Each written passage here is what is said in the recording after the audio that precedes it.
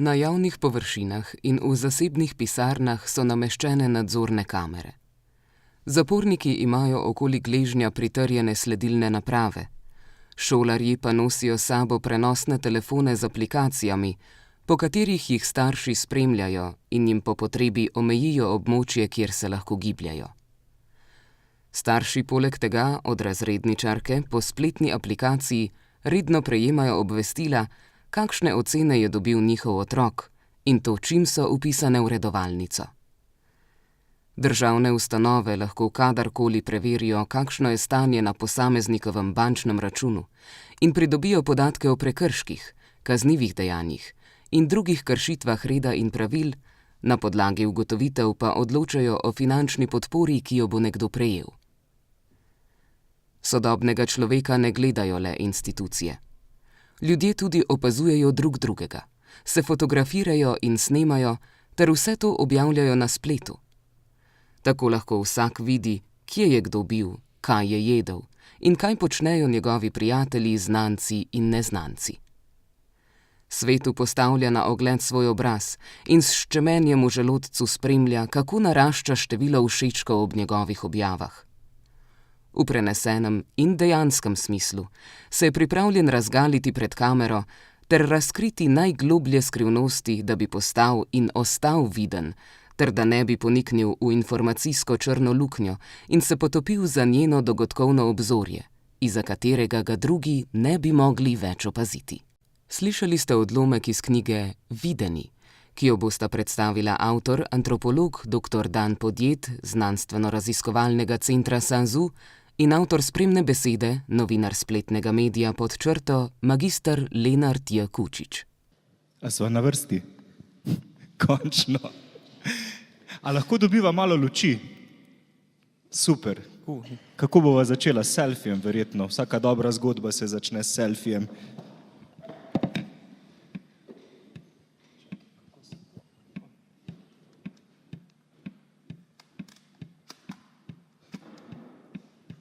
Moš komplicirati.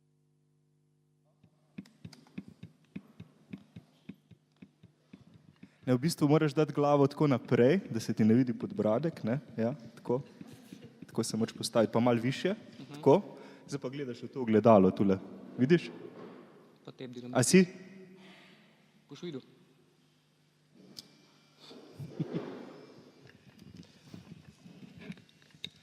In bistvo selfija je, da ga delimo z drugimi.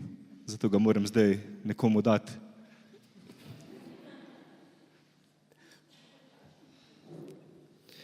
Tako, zdaj pa zares.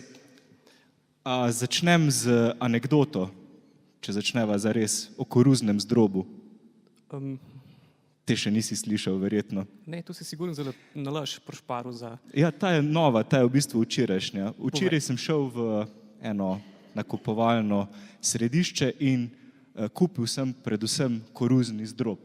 Mislim, še par drugih stvari, ampak to je bilo nujno.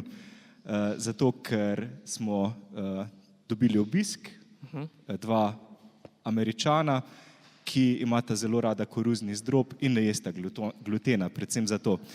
In potem najdem tisti koruzni zdrob, iskal sem ga kake pol ure po trgovini, ga prinesem domov, ga začnem kuhati, potem se pa zasliši vpitje iz spalnice, pa ne ravno vpitje, ampak neki čudni zvoki. Dan, pridi to pogledat. In žena me pokliče v spalnico in mi reče, a veš, kaj sem videla na Facebooku? Reklamo za ta koruzni zdrob. A pa ste najdla kakšno...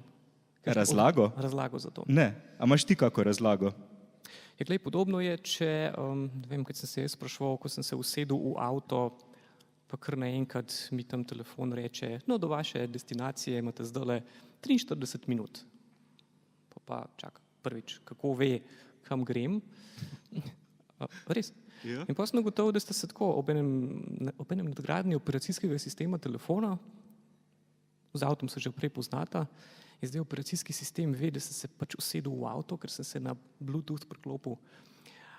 In ne samo to, ampak ve, da je bil petek, takrat pa takrat, in sem ugotovil, da ta stvar beleži že kar nekaj časa mojo lokacijo in da ve, da v petek ob tej pa tej uri grem samo domov na obisk. In je v bistvu vse to predvidela naprava in ti povedala, kam greš, še preden si ti vedel, kam greš. Tako, pa sem se pa recimo postal pozoren na to zadevo in sem se recimo zvečer spet usedel v avto in je bilo do vaše destinacije imate 3 minute. Kar pomeni vedel, da ne grem domov očitno, ampak da grem k bratu na pivo. In torej v žepu imamo naprave, ki nam berejo misli. Tako, Ali pa celo, ne samo, da nam berejo misli, v bistvu nam upravljajo misli, ker potem si pomislil, mogoče zdaj bi pa res bil čas, da grem k bratu na pivo. Ja, če že on tako prav. Da bom povedal še eno anekdoto iz Lizbone, se v nekem drugem kontekstu sem jo že povedal, ampak v Sloveniji pa še ne takole javno. Namreč Kdo te je gledal? bili smo v Lizboni in se po noči pred nekim dogodkom, ki smo ga tam organizirali, pripeljali s taksijem, potem gremo gor v stanovanje in jaz ugotovim, da sem izgubil telefon, da sem ga pozabil v taksiju. In potem sem, ja, slabo.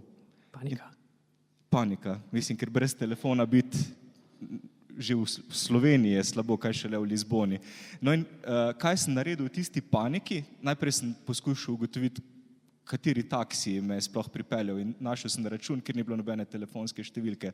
In potem seveda sem odprl Google, skušal na računalniku, skušal pogooglati, katero je to taksi podjetje, ni obstajalo. Potem sem klical taksi Lizbona, neko centralo očitno, in so mi rekli, da taka taksi služba ne obstaja, ki sem imel tam napisano na računu. In potem v tisti paniki sem napisal v Google, where is my phone? In kaj se je zgodilo? Na zemljevidu mi je pokazal, kje je moj telefon. Tako. In potem sva z kolegom tekala po Lizboni, Lovila jaz z taksi. računalnikom v roki, on z telefonom, ker mi je pač delil signal, in lovila taksi. In ko sva prišla do mesta, kjer je bil taksi seveda že drugje, ne? In potem sva najela taksi, zato da sva lovila ta taksi po Lizboni in potem smo se recimo 20 minut vozili po Lizboni sem in ta taksist je bil že zelo noter v tej zgodbi. Ne? Ja, seveda. Dobili ga bomo, ni problema, Čakaj, brez skrbi fanta. Take stvari lahko samo v filmih gledal pred Ja, leti. in jaz sem na sprednjem sedežu z računalnikom v roki, on na zadnjem s telefonom in on je pa ves čas klical, ne, na moj telefon, zato pač, da bi se mogoče kdo oglasil. In potem se dejansko nekdo oglasi na telefon in reče, halo, policija Lizbona tu. In pika na zaslonu se je takrat ustavila in kje se je ustavila? Na policijski postaji. Potem smo šli samo še s taksijem na policijsko postajo, policist, vzune je bila tako skupina policajev in vsi so bili navdušeni seveda nad dogodkom, tako so nam že pomahali in potem izročili telefon. So rekli, rabite še kakega mogoče, so rekli, ne, hvala, en je dovolj. Ampak veš, kaj bi se še naprave nam zgodilo? lahko pomagajo, ne? Mislim, to je bistvo. Mislim, Google ni samo veliki slabi brat, Google je lahko tudi veliki dobri brat, ki te vodi, ki ti pomaga, ki ti vrne telefon, Ja, ali pa če bi za katerega še nisem odplačal niti prvega ali obroka. pa če bi se nekje v hribih nogo zlomil, bi ti tudi to bilo všeč. Ja, seveda bi mi bilo všeč. In še en kup je takih zanimivih zgodb povezanih s temi napravami, ki jih nosimo v žepih, ampak prej smo slišali odlomek iz te knjige Videni, ki pa je malo bolj zaskrbljujoč v tem smislu, da nas ves čas nekdo gleda. Jaz sem viš, to je ta najna poklicna deformacija po moje želeti. Si antropolog, jaz sem novinar, se veš, iz tele zgodbe lahko napleteva pač marsikaj. Pa saj sem tudi bivši novinar, tako da Se vem, ampak na tako- kvadrat Ja, še hujše. problematičen. Kar pomeni, ne samo, da vidiš zgodbe v vsakih takih stvarih, ampak še ono zdaj. Kaj z tega narediti? Ne vem, kaj z tega narediti. Veš, kaj me zanima, kaj ti misliš o tem, kako bi na to situacijo, ki imamo danes, gledale tajne službe v recimo vzhodni Nemčiji, Štasi, ali pa naša, bolj naša, UDBA. Mislim, poglej, kako finto, kako zanimivo situacijo so nas spravili. V bistvu nekoč so ti morali prisluškovalno napravo podtakniti. Tako, Zdaj si se pripravljen preobleči. plačati za to, da imaš prisluškovalno in sledilno napravo vse čas v žepu. In ne samo to, pripravljen si plačati naročnino za to sledilno napravo in ne samo to, pripravljen si plačati celo še enkrat za informacije, tvoje informacije, ki ti jih še enkrat prodaja nazaj. V bistvu 3-krat plačaš za to, da ti vse čas sledijo. Ja, veš se, ko sem tam nekje 2004-2005 delal eno od prvih teh malo večjih zgodb, ki je bilo takrat teroristični napad v Londonu in sem prebral takrat eno zgodbo o nekomu, ki so ga na podzemni ustavili pa aretirali in pol ga niso spustili nekaj časa zaradi tega, ker so na unih par milijon kamerah, ki jih je v Združenem kraljestvu opazovali, na kakšen način je on tako bil malo pretoplo oblečen, pa je pa tam čakal, da en podzemni vlak pride, na kar ko je vlak prišel, je en listek vzel iz žepa, pa ga dal nazaj noter, pa ni vstopil v vlak, pa je prišel še en drug vlak, no in ki je hotel noter vstopiti, so ga pa specialci zaskočili. In potem, ko je bil tam na zasliševanju, so ga spraševali vse živo, recimo, ne vem, zakaj imaš bundo? Ja, pa topl je danes. Ja, malo sem prehlajen, pa sem večkrat bolj oblekel. Ja, v redu, ampak ti zmeraj greš na avtobus na uni postaji, glih danes si se pa odločil za metro. Zakaj? Ja, zaradi tega, ker malo zamujam, pa s punco sva nekaj zmeraj, da greva nekaj drugega pogledati in sem danes vzel metro. No in pol po enih 2 dneh zasliševanja je on ugotovil, da karkoli reče ali pa karkoli za nazaj, veš, pa je začel sam pri sebi mlet, kaj sem vse počel v zadnjih 2 letih, veš, vedel je, da mu tam nosijo iz stanovanja, ne vem, tako odrezek kino vstopnice za film Assassination of Richard Nixon. Kaj pa to? Veš, in je ugotovil, da skoraj karkoli mu privlečejo doma stanovanja, je tako bolj sumljiv. In da mu vsi te podatki, ki jih zbirajo vsega, kar je počel, da mu obtožnic delajo. Človek je bil pa pač revež bogi programer, videli so, da ima, ne vem, imel je bundo, pa imel malo večji rudzak, iz rudzaka so šle žičke ven, ja, zato ki je slušalke poslušal, ki je imel noter pač enega iPoda. In pa je začel res razmišljati, vraga, se je zelo v zadnjih 5 letih, ne vem, s komorkoli dopisoval, ki je malo čuden, zato ker zelo mi gledajo računalnike in ko pa če, ne vem, sem se slučajno dopisoval s kakšnim iranskim študentom, ki je pa v bohve kjeri bazi z ne vem čem. No in je ugotovil, da mu lahko ta nesrečen, ne vem, opazovalec, ki je po popolnoma netransparentnih, neznanih teh navodilih videl, da se on obnaša sumljivo, kar pomeni, a je pretoplo oblečen za ta letni čas? Je. A ima velik rucak? Ma. A se je čudno obnašal, preden je vstopil na vlak? Ja. A je prej pogledal na telefon? Ja. No, pa ga dajmo zaskočiti. Ampak zdaj si ga predstavljali iz tega odlomka, ki si ga pisal, da se recimo glih na Kitajskem pa te zadeve trenutno dogajajo, kjer se pa iz popolnoma, ne vem, transparentno vse ljudi opazuje na vseh koncih, kar tako delajo in se jim pol tako, veš, kad bi se ti na glavi narisal ena taka številka, recimo, kad bi ti imel številko, ne vem, rečemo 88. In bi pa ogledal, če se je odvisen ta številka 88, veš, pa bi videl, zakaj, ne vem, a sem visoko izobražen, sem, evo še doktorat, imam dobro službo, a sem načeloma priden državljan, sem, no, ampak vsake toliko cajtega neki biksam, kot si omenil v knjigi. In zato imam 88. Zato imaš 88, a veš, jaz imam pa recimo, ne vem. Kaj pa delam narobe, po tvojem? Se to je vprašanje. Ne delam dosti selfijev, to je narobe. Ne veš, kaj mislim? Ne veš, kaj se mi zdi zanimivo pri tem kitajskem sistemu družbenega rangiranja, ki ga uvajajo testno na 5 milijonih ljudi. In do leta 2020 ne bi ga uvedli po celotni Kitajski. Kar se mi zdi zanimivo, je to, da en mini element tega sistema je snemanje študentov med predavanji.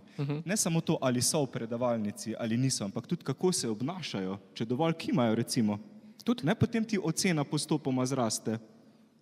No in pol, pa v prvem delu je to fino zaradi tega, ker ljudje imamo eno tako hecno navado, to so ugotovili že vsi te, ki se ukvarjajo z optimizacijo spletnih strani, pa ne samo te, ampak recimo, a si ti videl, da ko je enkrat človeški vrsti daš neke vrste števc, začnemo tekmovati s tem števcem. To se smo gledali med kolegi, ki recimo radi kolesarjev, pa grejo na stravo enkrat. Veš, pol enostavno ni več klanca, s kjer nočejo tekmovati. Tako, pa biti malo hitrejši, pa gledati, pa so rezultate so bili, ampak tako, veš, če se spremeni njihovo obnašanje, ki grejo na stravo in Seveda je lahko, veš, boljša številka je več, veš, seveda začneš pol gruntati, na kakšen način se boš tako obnašal, da bo sistem, da bo številka večja, ampak dokler je to igrce, je to v redu. Ampak na Kitajskem pa ni samo igrce, ki bo od te številke odvisno, kakšno službo boš dobil, na katero fakulteto se boš upisal, s kom se boš lahko poročil konec koncev, ali pa zdaj, glih prejšnji teden, mislim, da je bila novica, da če ti pade pod eno številko, recimo pod 50, ne smeš več na avion. In med temi In ne dobiš vize za Evropsko unijo, Ja, recimo. in med temi testnimi ljudmi si jih par tako.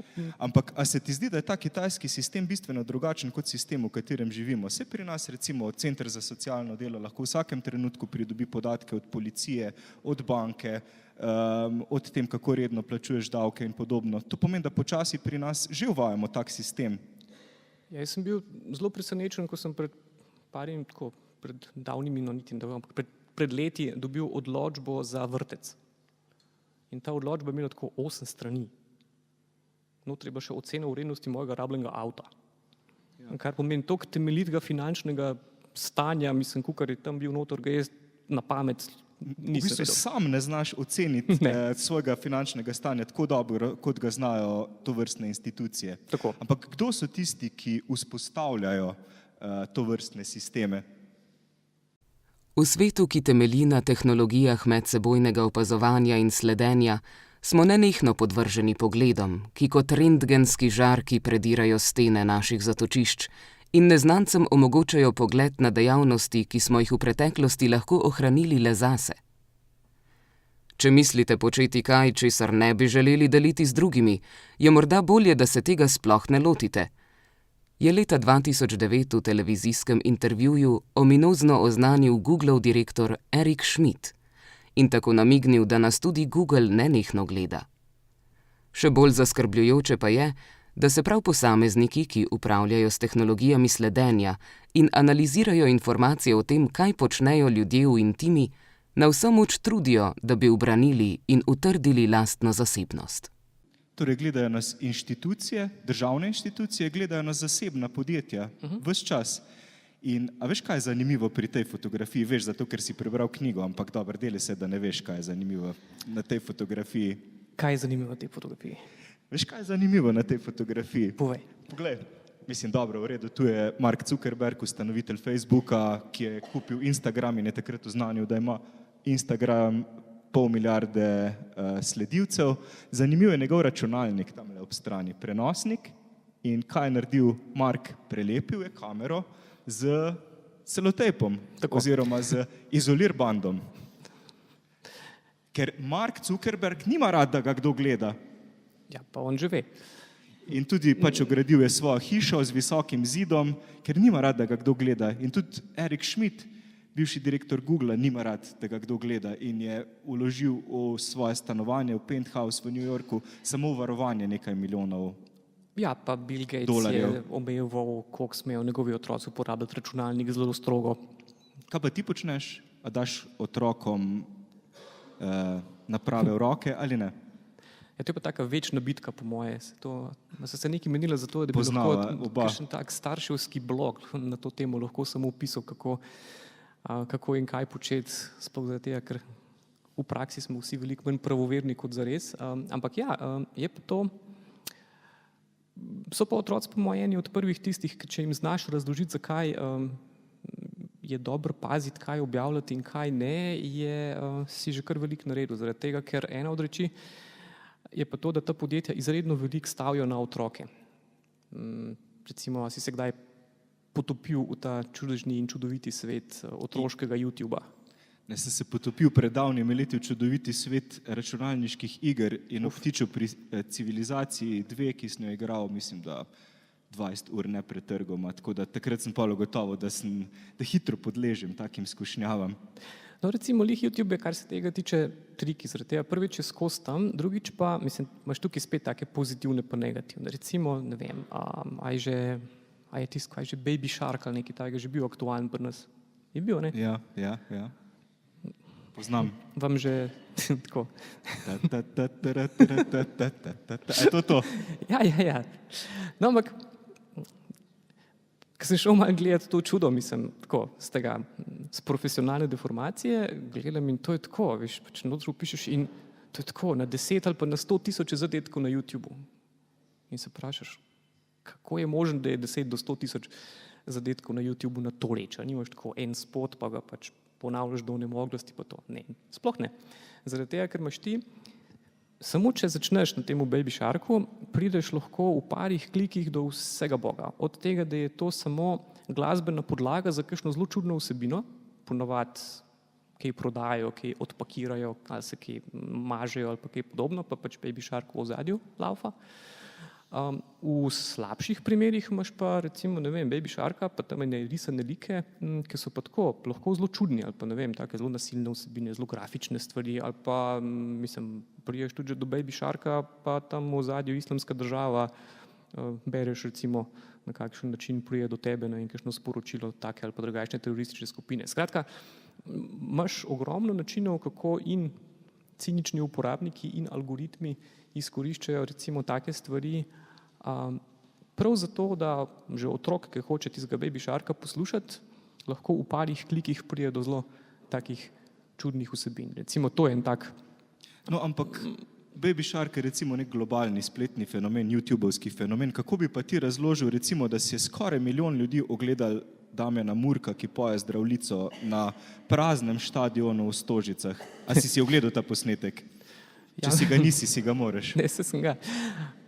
No, ampak vidiš, to je spet isto vprašanje. Recimo, a da prije en tak posnetek do tebe, kaj je prva reakcija, ki jo narediš?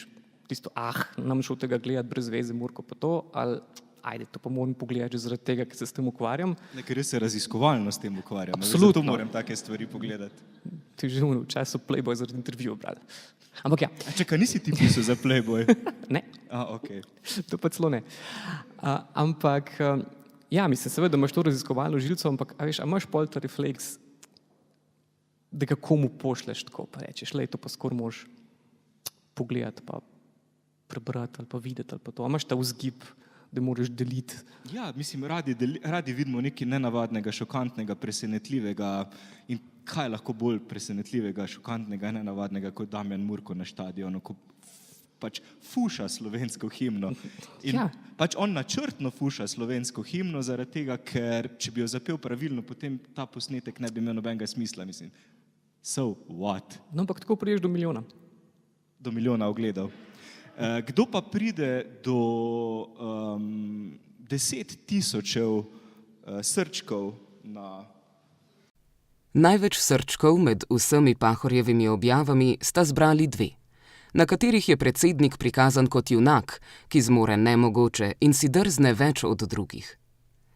Na prvi, s katero je Borut Pahor avgusta 2017 na svojem profilu nabral skoraj 8000 srčkov, sredi Blejskega jezera v poslovni obleki in z veslom v rokah, stoji na deski za stoječe veslanje. Ob podobi, za katero so mnogi mislili, da je fotomontaža, je kratek pripis: zanesljivost. No, a je lahko, mislim, to je v bistvu nenavaden posnetek. To je tisto, čemur pravi Daniel Bursztyn psevdodogodek, ker predstavljam si, da v bistvu ni nekdo posnel s čolna predsednika, ki vesla z brega na drugo stran jezera. Slučajno. Torej pač to dogodek, ki je insceniran. Težko ne bi bil. Ampak zakaj? Zakaj se je treba v politiki kazati na tak način in zakaj je to v bistvu pot do uspeha? Pahorjev profil sem preveril danes zjutraj, ima 85 tisoč sledilcev, kar je odličen rezultat. Zelo, ampak to bolj ti poskus povedati, zaradi tega, ker moram priznati, da sem eden od tistih, nisem od enih 85 tisočev, ki bi sledil Pahorjev profil, čeprav sem se večkrat prepričal, da bi morda mogel spet iz raziskovalnih in drugih vzgibov, ampak ta del mi je bil zelo zanimiv, ker ste analizirali te njegove posnetke in ugotovili, kateri so najbolj priljubljeni. Recimo, a si uspel ugotoviti, kje imamo Pahorja najrajši? Ker jaz sem še ostal v tistem času unga koledarja, ki ga je delal kolega Borut Kranjc, ki je tudi zelo bizarno, ampak tako. No, ampak to je bilo še tisto, kar si lahko obesiš na steno. Midva z Ajdo Pretnar, ki je tudi tu v občinstvu, pa sva analizirala Pahorjeve objave, vse Pahorjeve objave na Instagramu in ugotovila par skupnih značilnosti, oziroma sva jih dala v par skupin in skušala ugotoviti, kaj najbolj izstopa, kaj najbolj tako na rekovajih pali pri ljudeh. In to so sicer 3 stvari. Okay. Tako da razkrijem skrivnost. Če hočete biti bolj vidni na Instagramu. Prvič, družina in slavne osebnosti. Prva skupina. Torej fotografirajte se z družinskim članom, starejšim družinskim članom, staro mamo recimo. Če ste politik, morate pokazati, da imate svojo mamo radi. In pa drugo, fotografirajte se z Bonom, z U2 ali pa z kako drugo slavno osebnostjo, z Naomi Campbell ali pa s tujimi politiki, ker boste na ta način pokazali, da ste na nek način v tej kategoriji. In to je tisto, To izstopa. čemur Damjan Murko pravi v zelo zanimivi Akademiji za zvezde, to je posnetek, ki ga je objavil pred časom, šlepanje na zvezde.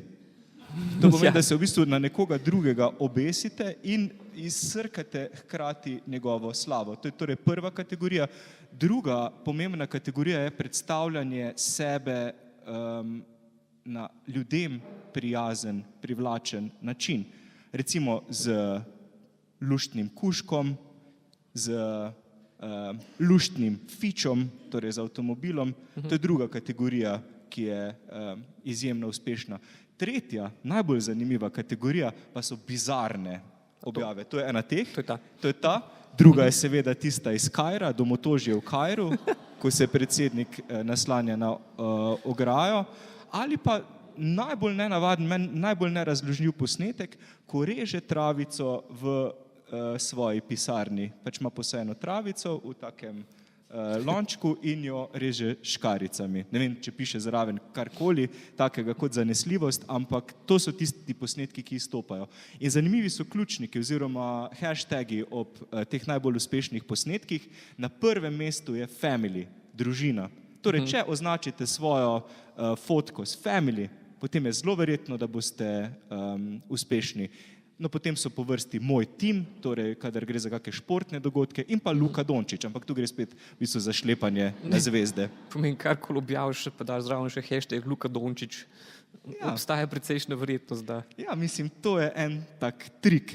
Ja, pa sej to je bilo včasih za, recimo, če si hotel članke povečati, recimo branost člankov, pa tole si jih enostavno s temi ključniki opremil, čeprav niso imeli veze. Recimo si pisal o, ne vem, vrtnih palčkih, ampak če si dal noter še, ne vem, seks, pa par znanih osebnosti, pa nekaj, si pač na ta način, dokler niso postali algoritmi mečkam bolj pametni, vseeno dobil kar veliko prometa na ta način. Koga misliš, da to nagovarja? A veš, to pa je ena taka nenehno vprašanje, koga to nagovarja. Ker konec koncev 85 000, a veš, vse je veliko za slovenske razmere, sem, če hočeš pa zmagati na volitvah, pa rabiš. Ampak veš, kaj je fora Instagrama? Kaj? Da je kot vaniljev sladoled, v bistvu je všeč bolj ali manj vsem. Twitter je zelo agresiven medij komunikacije. Twitter uporablja recimo Trump, ki je tak srborit in tako v 3 besedah, ne vem, ozmerja 25 milijonov ljudi. Že, ampak pri Twitterju je vse malo bolj lažje razložiti. Se tudi pri nas vidiš, recimo pred parimi leti je skoraj veljala, veš, mislim, dopoldne še na Twitterju, zvečer že v Odmevih. Veš, to je bil zelo tak kratek korak, ki si ga rabil, če si bil odločena politična osebnost in si kakšno žaltovo razdrl in si pač kar naenkrat tam se je začel tam medijski mehurček s tabo ukvarjati. Ampak Twitter je tipičen kot nekdo, ki nagovarja megafone. Veš, kar tudi so bile študije narejene, koliko stvari, mislim, koliko ljudi Trumpa bere na Twitterju, je zelo majhen odstotek tistega, ker koliko ljudi ve, kaj je Trump povedal na Twitterju, ker je to potem v kabelskih in drugih poročilih prebral. Tako da Twitter je prebit bolj nagovarjanje tega medijskega megafona, ampak Instagram. Slika. In vedno bolj gremo k sliki, vedno bolj se v ozadje pomikajo besede, tovrstna sporočila. Pa ne samo na Instagramu, recimo na Tinderju, ne vem, če ga uporabljaš, ne verjamem, da ga uporabljaš, če pa se ti bo takoj znižil Za rating. raziskovalne namene. Kaj je tam bistvo? Slika. In v bistvu se odločaš na podlagi fotografije o tem, ali je to tvoj potencialni partner ali ni. In podobno je po mojem pri Instagramu hipu, se odločiš, ali je to bodoči predsednik ali ni. In če ta oseba ves čas to potrjuje, potem seveda je. Aha, pa pomeni, da je to tisto... Mislim, si tisto, kjer objavljaš slovenski predsednik si je izbral Instagram, ameriški predsednik si je izbral Twitter, slovenski premier si je izbral Facebook, recimo, oziroma ne objavlja, kar mi je zanimivo, oziroma malo objavlja. In na nek način te medij sam definira, podobno kot je rekel Marshall McLuhan, medij sam je sporočilo in v tem primeru je sporočilo omrežje, ki si ga izbral za svoje. Ti si twitteraš. Bolj, ja. No, se mi zdelo. Še eno vprašanje.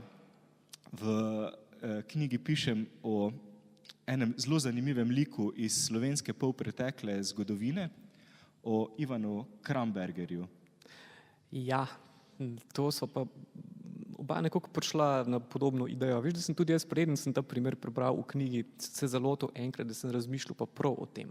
Torej, kaj bi se zgodilo, če bi tista kampanja, če bi dobil oldtimerja, če bi bil opico. Ivan Kramberger danes? V bistvu je problem Krambergerja bil to, da je bil četrt stoletja prezgoden. Če bi ga dal v današnji čas s tisto podobo, ki jo je imel, z načinom javnega nastopanja, ki ga je imel, in če bi mu dal v roke Instagram, Facebook, Twitter, to Slovenija pade na kolena. Oldtimer, opica. Vsi nujni elementi, da izstopaš na vseh omrežjih hkrati. In on je znal izkoristiti že takrat te klasične tiskane medije in kot sem našel v nekaterih virih, so njegovi otroci, sorodniki pisali pisma bralcev za časopise, zato da so jih redno objavljali o dobrem človeku iz njegove. In potem sta na poti z nekom iz Murske Sobote proti Mariboru sta pokupila na poti v kioskih vse časopise, ki so jih imeli na voljo, zato da se je pol naslednji dan pisalo spet, kako so pokupili vse časopise, ker je bil objavljen pogovor z Ivanom Krambergerjem. Torej, vedno, kadar se je pojavil, kjerkoli se je pojavil, je znal narediti iz tega šov. Ja, ampak, veš, on je še vseeno mogel nekako medije nagovarjati. Veš, še vseeno je mogel nekako prepričati novinarje, da o njemu pišejo, pač seveda, ki je bil televizičen in zanimiv pa tole. Ampak evo, to, ki si rekel, če mu pa danes daš telefon v roke, pa kar naenkrat ne rabiš tega. Ker on je v tem primeru medij, je producent, režiser, snemalec, glavni igralec in celo razpečevalec informacij. In to smo vsi, kdorkoli. To smo novinarji, ste novinarji, smo znanstveniki, so politiki, vsi smo mediji zase. A je sploh kakšna možnost, ti si šel iz enega klasičnega tiskanega medija v drug malce bolj elektronski medij. Kakšna je možnost medijev, kot smo jih poznali, da preživijo v času socialnih omrežij? Ja, vse je postalo tako zelo drugače. Recimo, pri tem, kar mi delamo, je to, ki je bila včasih ta ideja, da zdaj pa kar naenkrat ne bo več vratarjev.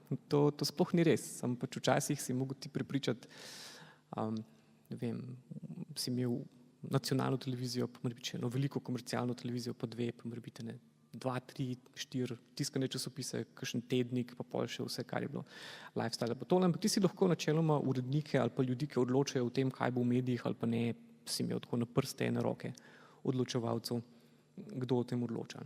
Danes je pa odločevalc tudi o tem, kaj bojo naši bralci v Sloveniji videli, pač tistem s prelimano kamero, oziroma niti ne on, ampak izdelek in algoritmi, ki jih programira. In to se je recimo zelo spremenilo in hecno je to, da recimo, ne vem, za en popolnoma digitalen medij, kot smo mi, nam se tako, ko spremljamo vse skupaj, prav vidimo, na kakšen način nam lahko v enem tednu totalno ali pade doseg, ali pa se nekaj spremeni zaradi tega, ker vidimo, da je Facebook spet nekaj pošraufu. Tako, prav vid se pade. In kdo je to, ki šraufa? To je tisti prikrito kamero. Ja, tist neki šraufa, pa še kupenih ljudi tam notor improvizira v realnem času, zato ker Facebook v koncu tudi predstavlja si, da imaš ti skoraj milijardo takih in drugačnih vsebin, ki jih ljudje objavljajo gor vsak dan. In kdo zdaj ima pregled nad vsem tem? Kaj pa tale? Noben. A mogoče tudi ta šraufa? Veliko ljudi, s katerimi se pogovarjamo o svojem delu, mi neposredno pove ali vsaj po ovinkih nakaže, Da so raziskave o zvezdnicah in zvezdnikih ter njihovih težnjah po vidnosti in navzočnosti v javnosti z vidika razumevanja sodobnih družb povsem nepomembne. Poleg tega si mnogi verjetno mislijo še, da bi bilo koristneje, ko bi se začel ukvarjati s čim resnejšim, a tega ne povedo na glas. Ob takšnih komentarjih se kvečjemu namrščim in skomignem z rameni. Menim namreč, da je razumevanje zvezdniških navad, praks in strategij osrednjega pomena za razumevanje sveta, v katerem živimo. Če nič drugega, na to opozarja dejstvo, da živimo v svetu, v katerem se voditelj najbolj oborožene države na svetu, nepremičninski mogotec in samoustvarjeni zvezdnik Donald Trump v ovalni dvorani Bele hiše fotografira s Kim Kardashian. Torej, zvezdnico podobnega kova kot Paris Hilton. Kdo je lahko naslednji ameriški predsednik? A je sploh lahko kdo naslednji ameriški predsednik? Ja, to se tudi Američani sprašujejo. Kaj lahko pride po tem ameriškem predsedniku? Ker jaz se spomnim Nostradamusovih napovedi, sem jih bral, ko sem bil še najstnik. In Nostradamus je rekel, da v začetku 21. stoletja ne bi bil pač zadnji ameriški predsednik. In potem se vsakič znova vprašam, a je to? Ampak viš, tudi Nostradamus je obvladal. Tisto vedel je, na kakšen način pisati, da bo aktualen še čez... No, ampak kdo je lahko konkurenca Donaldu Trumpu? A ima sploh kdorkoli, kakršnokoli možnost v predsedniški kampanji in pa volitvah leta 2020? Se veš, ena od najboljših lastnosti prihodnosti je, da te še zmeraj preseneča. Tako da ne vem, mislim, ena od reči, če raziskuješ tehnologije in imaš malo tega zgodovinskega pogleda, je tudi to, veš, da mi vsi, pa pri tehnologijah se to še toliko bolj vidi, imamo to slabo navado, da mislimo, da je čas, v katerem živimo, nekaj čist posebnega. Veš, te pa zdaj kar naenkrat vse drugače pa tole. Saj konec koncev, če greš gledati ameriško politiko, vse je bila v svojem času podobna, če greš od Cold Waterja in podobnih. Mislim, ti imaš enih ekscesov v teh nekih stoletjih ameriških volitev pravzaprav dost. In tukaj zmeraj gre za take in drugačne obrate. Veš. Se isto je recimo, ne vem, pri nas se tudi lahko vprašaš, veš, po temu, kaj lahko pride. Veš, a lahko pride še en večji klon, a lahko pride nekdo, ki bo pa resen, pa bo rekel, zdaj pa moramo narediti red, ali lahko nekdo, ne vem, spet mlajši in bolj socialno in drugače progresiven. Pravzaprav nič od tega ne moreš vedeti. Recimo ena od likov, ki jih najraje spremljam trenutno v Ameriki, je ona mlada poslanka Aleksandrija Ocasio-Cortez. Ona je res dobra v komunikaciji po omrežjih in pa seveda tudi v živo, ko jo kamere posnamejo, zna govoriti prepričljivo, kratko, jasno in zna širiti informacije. Ja, in recimo lepota Aleksandrije je to, ker gre enako na živce starim demokratom pa starim republikancem. Veš, starim republikancem zaradi tega, ker zagovarja popolnoma čudne vrednote in zdaj kar naenkrat ameriški mladini prodaja eno tako privlačno idejo socializma, nad katero več ne visijo gulagi in podobne reči, veš, pa tudi nič jim več ne predstavlja, vse skupaj pa hladna vojna, ampak kar naenkrat jim zna zapakirati idejo socialne pravičnosti, da jim se znebiti študentskih dolgov, da jim narediti bolj dostopne, ne vem, stanovanje in vse živo, kar nagovarja določeno populacijo. Zdaj starim demokratom pa to gre enako na živce, ker tudi oni ne znajo nagovarjati te populacije in pa predvsem, ker samo vidijo, koliko nje fino gre na družabnih medijih, oni pa tega še zdaj niso zapopadli in še zdaj ne razumejo, recimo, zakaj Hillary ne deluje dobro na vseh teh kanalih. Torej ti staviš na njo? Mislim, ne vem, če stavim na njo. Ampak to je dolgoročno verjetno, zato ker je vseeno malce premlada, da bi kandidirala na ameriških volitvah. Kakšna opera, recimo? No, mislim, to sva se pogovarjala. Ne? Opera se mi zdi v bistvu edina resna oseba, resna, ki lahko ogrozi Trumpa. In bi bila tudi v debatah, bi bila verjetno si enakovredna. Ja, tudi oba obvladata medij, tako da. No, ampak jaz mislim, da imaš tukaj 3 take osnovne možnosti, no, res. Ali še en večji klon, ali en tak malo zvezdnik resne sorte, ali popolno politično nasprotje, ali pa en očiten resnoben avtoritarc. No, najbolj noro, ne najbolj noro, najbolj presenetljivo pa se mi zdi to, kar se je zgodilo v Ukrajini pravkar. Namreč, da je Volodimir Zelenski je v bistvu dobil prvi krog volitev, totalni novinec, ki se je v bistvu pomeril proti dvema prekaljenima mačkoma, torej Juliji Timošenko in Petru Porošenku, in pojavil se je kot igralec, ki je v neki televizijski nadaljevanki igral predsednika. Ja. In zato so ga ljudje že prepoznali kot predsednika. Normalno, če zna dobro igrati predsednika, potem je dober predsednik in je zmagal v prvem krogu in lahko resno računa na zmago v drugem krogu. Ja, mene je zelo motil takrat, ko smo se pogovarjali o Trumpu tam nekje 2017, 2018, pa tole, ko sem poslušal povsem mogoča pametovanje ljudi o tem, koliko Trump nima šans, pa sem pa vprašal, pa ste vi kdaj gledali Vajenca? In so vsi tako, viš, to, ki si prej rekel, skoraj z gnusom rekli, pa kdo to gledal. Mislim, ti ne moreš razumeti fenomena Trumpa, če nisi gledal Vajenca. On je mu tam par letno predpripravo pa generalko tega, da se je kazal kot kompetentna oseba. Kot odločna, ki zna tako voditi ekipo, ki zna zbrati najboljše, ki zna odpustiti, če treba, ki zna pohvaliti, če treba, napredovati pa tole. Ampak on je v bistvu utrjeval ta svoj imidž kompetentnega, uspešnega in ne vem kakšnega poslovneža par let, preden je pa rekel, ajde zdaj pa se pejmo. In ja, veš, mislim, sej, a ni nekaj najbolj normalnega, da v eni Ukrajini pri vsej brezposelnosti, korupciji, ne vem čemu pa tole, ti bolj verjameš nekomu, ki igra predsednika v eni satirični oddaji in dela točno tisto, kar hočeš tako, veš, da pa nekdo pa končno pove, kakšno je pa resnično stanje. Veš, kaj mi je zdaj padlo na pamet? Kaj pa, če bi bila ali pa če bo Kim Kardashian predsednica Združenih držav Amerike? Mislim, da ima več sledilcev na Twitterju kot pa Trump. Samo misliš, da volijo? To je vprašanje. Če jih dovolijo? Če volijo. Če volijo, kaj? Ne, mislim, če te njeni volivci grejo na volitve. A veš, zato imeno Ocasio Cortez se jim bliži, ker se mi zdi, da velik del njenih sledilcev je tudi tistih, ki bi šlo na volitve. Kaj pa misliš, da bi tale oseba lahko postala predsednica? Verjetno ne, zato ker se je zbrisala. A veš, kaj se je zgodilo? Povej. Mislim, to je v bistvu ena bolj groznih zgodb zadnjih 2 tednov, kar se mi je zgodilo. Pripravljal sem tole prezentacijo, delal izbor fotografij, posnetkov in podobno.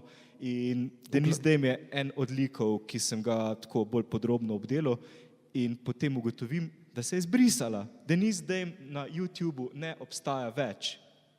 Njen lik, ki ga je ustvarjala recimo leto, 2, je zginil.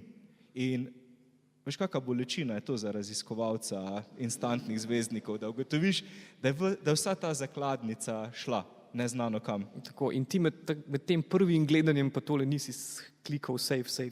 Ne, nič. Mislim, nimam posnetka ničesar. In meni je v bistvu Denise Dame zanimiv lik zato, ker pač ona je bila parodija kot lik. A si jo ti na ta način gledal? A si pogledal kak njen posnetek? Pa ja, mislim, ni bilo mogoče si ne pogledati kakšnega njenega posnetka na neki točki. A se strinjaš, da je bila to parodija? Ali je šla pol že preveč v resničnost? Ja, a veš, ob njej sem pomislil, a se spomniš onega, sicer film ni ne vem koliko dober, ampak tisti Woody Allenov, ki se dogaja v Rimu, ki imaš na tako genialen tisti del, ki imaš Roberta Beninija, ki igra enega tega sivega, povprečnega, dolgočasnega italijanskega uradnika, ki pa kar naenkrat tam zagledati, kar delo novinarjev v kameri in vsega skupaj, pa gleda, kva se pa nekaj dogaja in kar naenkrat vsi grejo okoli njega, pa ja, gospod, ne vem, se malo zmišljujem. In pol kar naenkrat se začnejo novinarji z njim na veliko ukvarjati, pa skozi ga sledijo, pa kar naenkrat mu v službi dajo, kar ga napredujejo, pa dobi tako zelo razkošno tajnico, pa ne vem kaj vsem. In pa njemu prav vidiš ta obrat od tega, kako se poskuša vsem pojasniti, da je to en velik nesporazum, do tega, ki začne sam sebi verjeti, in do tega, ki doživi totalno to skoraj abstinenčno krizo, ko naenkrat spet vidi, da ta ista čreda novinarjev spet gre v njegovo smer, pa se že postavi tako, kot se more po tole in grejo mimo njega. No, se to je problem instantnih zvezdnikov, da začnejo verjeti, da so res to, kar so ustvarili. V to zanko je padel Freddie Miller takoj, recimo, ker je verjel, da je res slavn. Jaz mislim, da je edin Damjan Murko se je zmuznil tega, da bi padel v lastno zanko. A misliš, da dosledno ne verjame? Dosledno ne verjame v lik, ki ga je ustvaril in je zasebno, tako za zaveso, tako čisto po Goffmanu, nekaj drugega, kar je, ko se predstavlja v javnosti. Lej, ko ga jaz vidim. Možno, zaradi tega, ker pri tele dami je tudi bilo tako, ja, mislim. Tudi če se je začel kot parodija, so pol bile kakšne take situacije, ki pa tudi, mislim, sej morbit se je pa tudi zato zbrisala, ki je videla, da ne zna tega, ne vem, ven. Ne, in jaz mislim, da tudi zato, ker je enostavno upadalo zanimanje za njo, ne, in je treba bilo ustvariti nov lik. In prva stvar, ki je naredila, se je pobarvala. Ni več blondinka, ampak ima rjave lase. Tako da očitno nastaja nov lik. Ki bo nekje. Ampak je v bistvu imela ona, ta stara Denise Dame, imela dobra, močna sporočila skozi to parodijo. Pač ona se je ves čas delala, da je pijana, pa si je natočila še malo penince, pa komentirala neke stvari, ko se je treba z botoksom pravilno popraviti in podobno. Ampak spotoma imela taka dobra sporočila, recimo v enem od posnetkov tako srka po slamcijo, pa reče: "Se vem, da delfinčki trpijo zaradi teh slamcev, ko jih jaz mečem stran, se to vem, ampak veste, da mi je vseeno, ker meni to sploh ni pomembno. A veste, to je ena slamca, puste mi vi to slamco. Vi ste imeli otroke, pa veste, koliko plenic je to. A veste, koliko plenic je to, pa koliko svinarije naredijo otroki. Jaz ne bom imela otrok, puste mi moja slamca." Pa v bistvu ni slabo sporočilo na nek način, v bistvu opozarja na neke res pomembne teme in na to hipokrizijo v družbi. Mislim, ni neinteligentno. No, to sem hotel reči. In zato, ker se je Denise Dame zbrisala, sem moral zbrati cool fotra, ki bi me ga rad danes pokazal. Večerja bo! Večerja! Srečno novo leto! Yes! To je drugače naša... Srečno novo leto, pridi Lovika. To je drugače naša novoletna zabava. Ura je 6:30, še 15 minut pa gremo spat. Juhuhu! Majonezo. Mami bo dala vilčke za Sijo. Izvoli vilčko za tebe, pa za tatija, pa za mamico. Za Noža ima tati, jaz sem še majonezo, pa kečap. Tudi novo let! Že imam boš bomo dali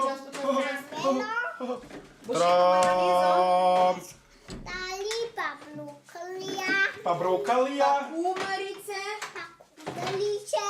Srečno Kje je tam? novo leto! Srečno novo leto! Srečno novo leto! Kako ti to razumeš, kako gledaš na fenomen cool fotra in cool mamasite, kot se imenuje njegova žena po novem?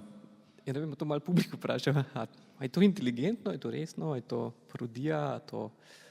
Ja, mislim, parodija ni, mislim, ker imajo vsi ti posnetki na 10.000 ogledov, ampak zakaj smo tako željni kukati v tujo zasebnost? Zato, ker svoje nimamo.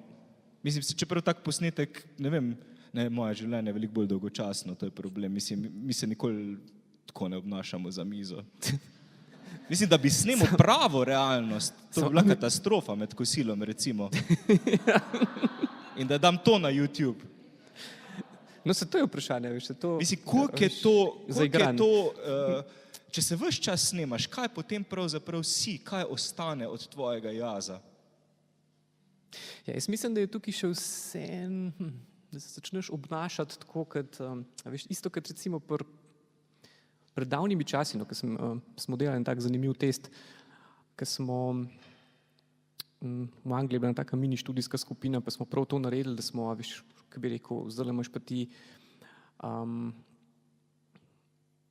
toliko selfijev na svojemu telefonu, recimo, ali pa To je fotoaparat. ali pa toliko fotografij na svojem telefonu in kaj od tistih, ne vem, 100, 200, 300 boš ti izbral za svojo profilno fotografijo. Je seveda najlepšo. Ampak ne, a najlepšo komu? Z meni. Ja pa ja. In tako, A veš, ki bi lahko bila všeč tudi drugim. Lej, v Pač si daš beautifier, si daš na 7 ali Ja. več, se nastaviš na primerno mesto, pritisneš in potem izbereš to fotografijo. Vedno nastaviš potem malo više od obraza, zato spet, da se ti ne vidi podbradka, To so pravila, pa ne ja. previsoko, da se ti ne vidi pleše. Da nisi čuden, ja. V bistvu je postopek zapleten.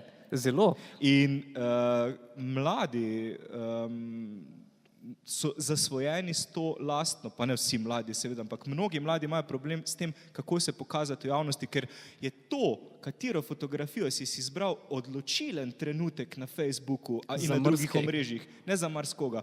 Za Kaj je marsikaj. pomembno? Pomembno je, da se poročiš, to so najbolj lajkane objave, da si se poročil, da si dobil otroka in da si objavil novo profilno sliko. To so ključni dogodki in če zbereš napačno fotografijo, je konec. V bistvu se ti je, Podaril dogodek. vse se ti podre, življenje se ti lahko zaradi tega podre. No, ampak kar smo mi ugotovili, je to, ja, začne se na tej točki, a veš, da pač se potrudiš in narediš fotografijo, na kateri si všeč, ampak a veš, kaj je pa najhujša katastrofa? Ker ti to objaviš in pa dobiš manj srčkov, kot si upal. Ja, to je pa žalostno. No, in A potem, pa ti ampak veš, kaj recimo, pol ko kaj narediš? objaviš, da boš dobil veliko srčkov oziroma lajkov oziroma česarkoli že. A delaš to za to? A zbiraš besede za to? Da se predvideti, ampak vidiš, to je tisto, kar sem pol hotel reči. Pa boš pa ti tisto fotografijo verjetno zbrisal potihem, pa boš pa objavil novo, pa boš videl, aha, tam ima pa več srčkov. A veš, greš v ta učni proces in vsi, ki uporabljajo ta, grejo skozi ta učni proces in zaradi tega je pol to, veš, na koncu ni več bistveno tista fotografija, na kateri si ti všeč, ampak tista, ki dobi največ odziva. In pol se ti nekako začneš temu tudi do neke mere prilagajati in poigrati s tem, ampak vsi se nekako učimo na podlagi teh odzivov. In to je ena taka lepota interneta, da si ti v tej konstantni, tej učni oziroma tej feedback loop, ne vem kakšna je, lep odgovor, ampak vsi se skozi nekako testiramo, pač probaš pa vidiš, pa spet probaš pa vidiš, a veš, ta nenehni odziv je po mojem tako ključno gibalo tega interneta. In ko veš, daj si zašel, tisto, aha, tle ni, okay, tle ni tukaj signala, aha, tukaj je pa odziv, gremo v to smer. No, ampak več, ko pokažeš, boljši je odziv. A ni tako? Zato imajo cool fotri lahko, in ampak da ni je pa- zdaj ogromno posnetkov, ker mislimo, da pokažejo ogromno sebe, svoje zasebnosti. Tudi včasih je pomembno, koliko kože pokažemo, če gremo še na naslednji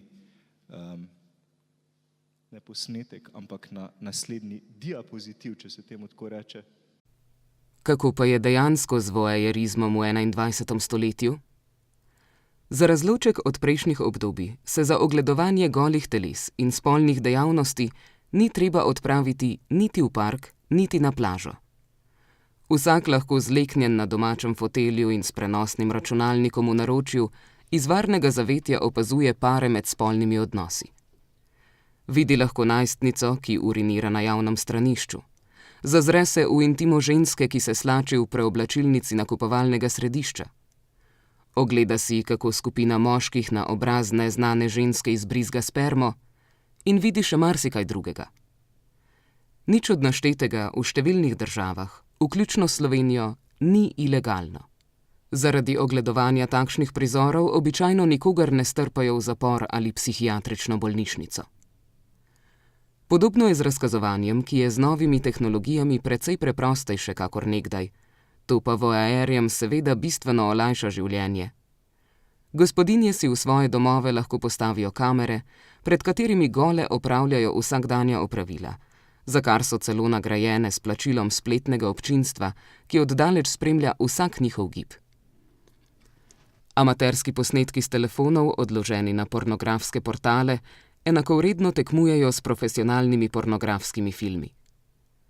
Na teh portalih si je mogoče ogledati domnevne najstnice, ki se samozadovoljujejo, ženske, ki imajo odnose s svojimi partnerji, pare, ki pred kamero menjajo partnerje in še marsikaj. Klasičen koncept voajerizma se je v družbi spektakla, kakor jo je definiral francoski filozof Guy Debord, skoraj povsem razblinil. V takšni družbi se ljudje ves čas vzajemno ogledujejo in so drug drugemu na ogled. Vsak je lahko voajer in hkrati ekshibicionist. Razkazovanje in ogledovanje pa sta stalnici sodobnega sveta.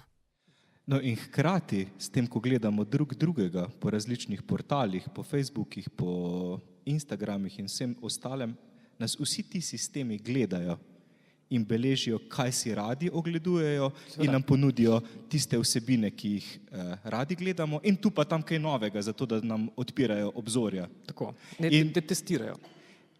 Tule na tej prezentaciji je, kot vidiš, par najbolj iskanih priljubljenih gesel v Sloveniji, kot jih je zabeležil portal Pornhub in zelo visoko, to mi je zanimivo, pa ne samo v Sloveniji, ampak nasploh globalno kotirajo mame. Torej kategorija MILF, torej Mother I'd Like to Fuck, mom, stepmom in tako naprej. Kaj je skrivnost? Se vem, da ne veš, ampak to je retorično vprašanje. Ne, tukaj, mislim, ko sem mi poslal tale slajd, tako, veliko stvari me je jako zabavalo. Mislim, prvič se mi zdi tako zelo slovensko, da je v Pornhub med iskanimi pojmi tam na 3. mestu iz Slovenija. Je nekaj domačega. No, sej. Ampak tako, si predstavljaš, da je bilo v Nemčiji Germany, mislim. Recimo ta stvar me je tako to prvo presenetila. Pa ja, vse te mame v vseh mogočih oblikah. No, ampak ta desna stran je zanimiva. Poprečno trajanje obiska v Sloveniji 10 minut in 42 sekund. Škofja Loka izjemno odstopa v pozitivni smeri in pa Trbovlje nizko. Kako bi to razložil? A imaš kako razlago? Ti si bolj škofjeloški koncev. To sem mu povedal. To sem mu povedal tik pred. Da tega ni mogel vedeti. Kaj počnete tam? In kaj delajo ljudje v Trbovljah? Ne vem. Ta del mi je bil tako zelo zabaven. Ja. Mislim, zakaj bi glih to izstopali? Ne vem, res, tukaj blaga pojma nimam, lahko imaš kup takih hecnih delovnih teorij od tega, da so to, vsaj pri nas na dosti katoliški konci, recimo, da ima kakšne veze, ampak ne, so mi bile pa zanimive tudi mame. V Trbovljah pa Rdeči revirji, ne? Recimo, ne vem, pojma nimam, kaj je tukaj, ampak res te mame so tudi zanimive zaradi tega, ker to sem pa slučajno videl na 14 dni nazaj, je bil pa en zanimiv podatkovni projekt, mislim, da je tega Hello Cupida. In je bilo, to je taka zanimiva raziskava, so dali ven podatke, kot recimo, ne vem, za moške in za ženske, kaj, to je šlo nekako po letih pa to in katero starostno skupino imajo ljudje v določeni starostni skupini nekako najrajši in se jim zdi privlačno. In recimo pri ženskah je to tako kar fino koreliralo, kar pomeni, ne vem, pač pri 18 so ti bili všeč, ne vem, 22 do 25 letniki, pa recimo, ne vem, pri 40 še zmeram tam nekje, ampak tako je dosti koreliralo nekako s tojo starostno skupino. Zelo malo je bilo tega, da bi, ne vem, 40-letnice šli na 25-letnika ali pa karkoli tacga. Pa sprejmo moški graf, imaš pa tako, res od 15 do 80 so bili vsi tam na 21 do 22 letnicah. V smislu, kdo se ti zdi najbolj privlačen. No, pa mi pa ti tukaj pokažeš, veš, da realna uporaba pornografije so pa same mame, tako da ne vem. Zdaj se počasi bližava zadnjemu delu. V bistvu vam za vse prisotne, ki vas je veliko več, kot smo pravzaprav pričakovali, eno slabo novico. Med nami bi moral biti eden od glavnih likov v knjigi, dr. Artur Štern, ki pa se žal dogodka ni uspel udeležiti. In na srečo smo ta posnetek tega, kar naj bi on prebral, pripravili vnaprej. In to je tisto,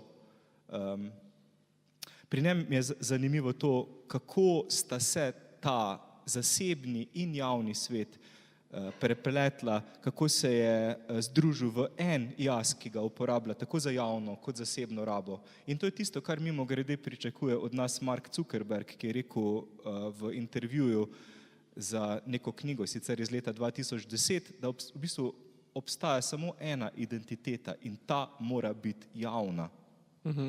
To on prav. To on prav, ja, ampak verjetno ni bral Goffmana. Pa poglejmo, kako se je meni predstavil Artur Štern in kako bi se opisal on sam. Ampak to veva, da v duhu Arturja Šterna do konca nismo vedeli, a bo tukaj ali ne bo tukaj, pa še zmeraj je lahko tukaj. No, tako da v duhu je Artur Štern zdaj z nami.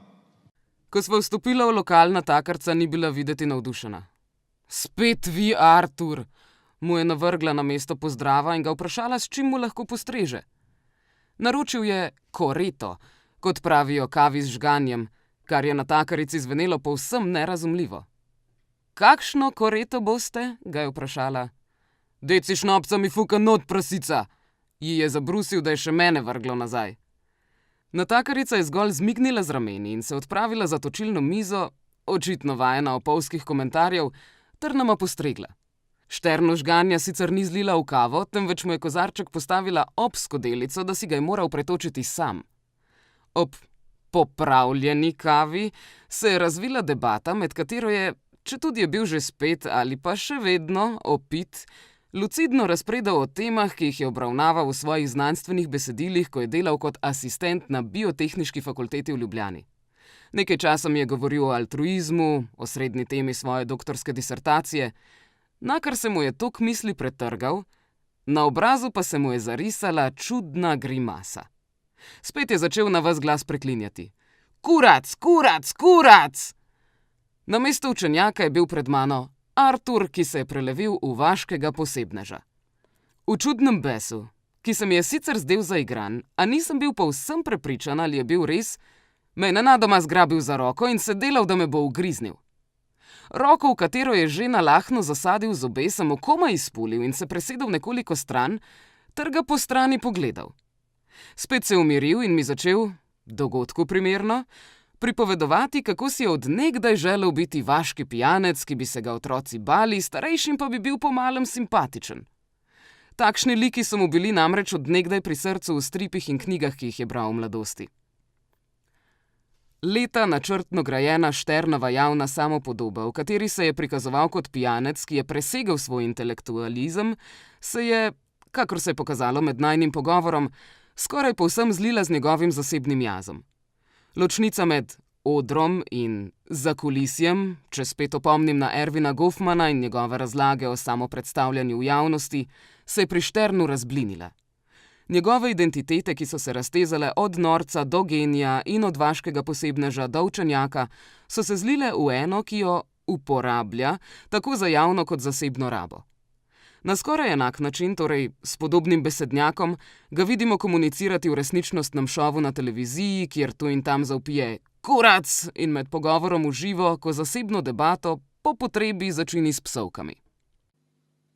No, midva bi se morala pogovarjati o Goffmanu ob priliki za tvoj podcast Membranje, pa nisva prišla do tega. Da še. A bova zdaj rekla kakšno na to temo? Zakaj je Goffman še vedno svež? Jaz mislim, da se tukaj res, to, ki si prej rekel, čist mimogrede, da Mark Zuckerberg pa še kdo drug ne bere Goffmana, to je res in to je eden od večjih problemov zaradi tega, ker če bi brali Goffmana, bi nas mrske precej manj presenečali. Ker meni se osebno zdi recimo dobro, vse tukaj je zmeren problem, ne bom lih primeril z Nostradamusom, no, ampak ena taka ključna lastnost pravih temeljnih besedil je to, da jih lahko bereš kadarkoli in imaš občutek, da bi lahko komot nastala tudi danes. Tako da ta ideja o temu, da še zmeram vsak v našem vsakdanjem življenju igra veliko nalog, različnih vlog, nastopa pred mnogo različnimi občinstvi, da pred otrokom igraš vlogo starša, pred sodelavci vlogo sodelavca, pred podrejenimi vlogo šefa, pred ne vem kaj. All the world's a stage and all the men and women merely players. Tako nekako. Tako da ves čas igramo. Tudi pri Shakespeareu se lahko rečemo, da je že vedel, kva bo. Torej Zuckerberg mora brati od Shakespearea. Skratka, brati je treba. Ja, A absolutno. lahko tu zaključiva na tej točki? Ker imam dobro istočnico za naprej. No daj, pa. Ne se, si še hotel kaj povedati? Ne bom kvaril dobre istočnice. Torej, zahvale. Zahvaljujem se Lenartu Kučiču, piscu spremne besede knjigi Videni. Najlepša hvala. Super si napisal, nisem ti še tega v živo povedal. In za vabilo.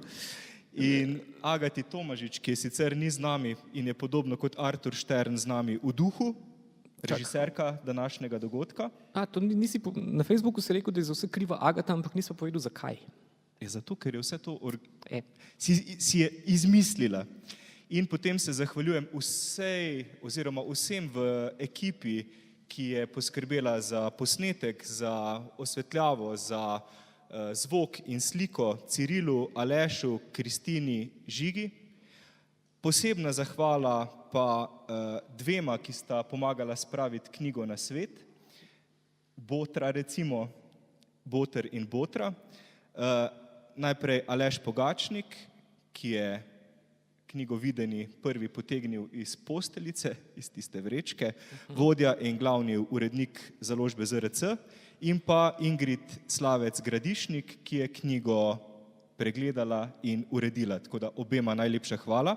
Hvala knjigarni Azil za organizacijo današnjega dogodka. Knjigarna Azil mimogrede ima prodajalno tamle pri vratih in preden greste na kozarček, lahko kupite knjigo tam po znižani ceni na današnji dan 16 €. Zdaj vam bom pa še čisto za konec, preden greste po knjigo, pa po kozarček, pa po prigrizek, še sam nekaj prebral iz knjige. V duhu brati treba. V duhu brati treba sem si označil takole in zavihal knjigo, ampak se moram postaviti tule, pa si dati Druga očala. dol očala, ker sicer ne vidim. Pa pogledati, če sem dostojen za tak nastop. Povedal bi vam rad, zakaj sem napisal knjigo Videni. Knjigo sem napisal, da bi bil vidnejši, bolj poznan in slaven. Že zdaj, ko tole pišem, si zamišljam, kako v soju žarometov stojim na odru mogočne dvorane in stotinam ali celo tisočim poslušalcem berem stran za stranjo in s svojimi besedami skoraj hipnotiziram občinstvo. Ko končam z branjem in zaprem knjigo, nastane kratek predah, ki traja sekundo, dve, nato pa se zasliši gromek aplavz, ki traja in traja.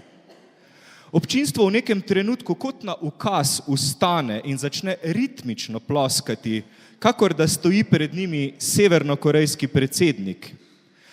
S pogledom ošinem vsak kotiček dvorane, srečati želim vse oči, ki občudujoče zrejo vame. Roke razširim visoko v zrak, kakor bi hotel objeti vsakogar, ki me je prišel poslušati. Občinstvo takrat podivja, vzklikati začnejo moje ime. Vsi me gledajo, si mislim in se nenadoma zavem. Jaz sem Bog. Da, jaz sem Bog. Predramim se in pogledam okoli sebe. Nikjer nikogar. Zazrem se v kamero prenosnega računalnika. Me sploh kdo vidi? Pogledam na Facebook. Nobenega novega všečka. Hvala lepa.